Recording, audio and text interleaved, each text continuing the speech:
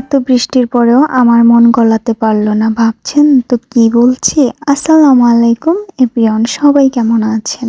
এতই বৃষ্টি হচ্ছে আজকে ২-৩ দিন যাবত প্রায় সব এলাকাতেই, তাই না? অনেক আপু ভাইয়ারা দেখি পোস্ট করেন। তো আমাদের এখানেও প্রচুর বৃষ্টি হচ্ছে রোজই। তারপর আমার মন গলল না। কেন সেটা? কারণ হচ্ছে খিচুড়ির জন্য। আমি কিন্তু খিচুড়ি একদমই খেতে পারি না। খিচুড়ির যে মসলাগুলার যে সেন্ট থাকে সেটা আমার কাছে খুবই বাজে লাগে, যে কারণে আমি খিচুড়ি খেতে একদমই পছন্দ করি না। তার জন্য দেখা যাচ্ছে যে রোজ ভাত রান্না করছি বা হঠাৎ কখনো চাপটি বানিয়ে খাচ্ছি, এটা ওটা করাই হচ্ছে। তো আজকে রান্নার মেনুতে কি করছি সেটা আপনাদের সাথে আমি শেয়ার করছি। আর আজকে প্রথমে আমি ডিমটা ভাজি করে রাখছি। আর ডিমটা ভাজি করছি নিহানিশা আর ওর দাদার জন্য, কিন্তু ঘটে গেল বিপত্তি। যখন ডিমটা ভাজি হয়ে আসবে তার আগে নিহানিশার বাবা এসে হাজির। যেহেতু সে দুপুরে খায়নি, গাড়ি নিয়ে বের হয়েছিল, এখন চলে এসেছে, তো নিশ্চিত এখন তাকে খাবার দিতেই হবে। আর যেহেতু আমি অন্য বাকি কিছু আর রান্নাই করিনি, তো এই মুহূর্তে ডিম ভাজিটা ওকেই দিয়ে দেব। আর তারপরে দেখা যাবে যে অন্য যা কিছু করবো তারাতে সবার জন্যই হয়ে যাবে। আমি তো এখানে রান্না করছি আর আমার মেয়েগুলো বড্ড ব্যস্ত সময় পার করছে টিভি দেখতে। হয়তো অবাক হচ্ছেন যে এই কথাটা কেন বলছি।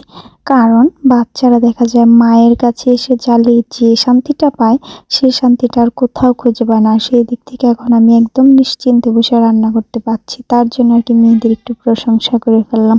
তো যাই হোক, যেহেতু রান্না করছি, আর রান্না করতে গেলে যদি রান্নায় মনোযোগী না থাকে তাহলে কিন্তু রান্না ভালো হয় না। দেখা যাবে যে রান্নার অমনোযোগী থাকলে কি মসলা দিতে গিয়ে কি মসলা দিয়ে ফেললাম সেটার কোনো খবরই থাকবে না। রাত্রে যখন খাইতে বসবো তখন দেখা যাবে যে সবাই রান্না নিয়ে একটা না একটা মন্তব্য থেকেই যাবে। আর রান্নায় মনোযোগ থাকলে প্রত্যেক দিনে একই মন্তব্য হবে যে না, তরকারিটা ভালোই হয়েছে। এদিকে ডিম ভাজিটা উঠিয়ে বাড়ির পাশ থেকে আমার শাশুড়ি হেলেঞ্চা শাক উঠিয়ে এনে দিয়েছিল। আর এই হেলেঞ্চা শাকগুলো কিন্তু আমার খুবই পছন্দের। নেহানিশাও খেতে খুব পছন্দ করে। শুধু হেলেঞ্চা শাক না, ওরা যে কোনো শাক হলে বাচ্চারা এমনি খেতে পছন্দ করে। আর বাচ্চারা যেহেতু শাক জিনিসটা একটু বেশি খেতে পছন্দ করে, সেক্ষেত্রে একটু চিন্তাও কম হয়। দেখা যায় খাওয়ার জন্য এতটা প্যারা নিতে হয় না।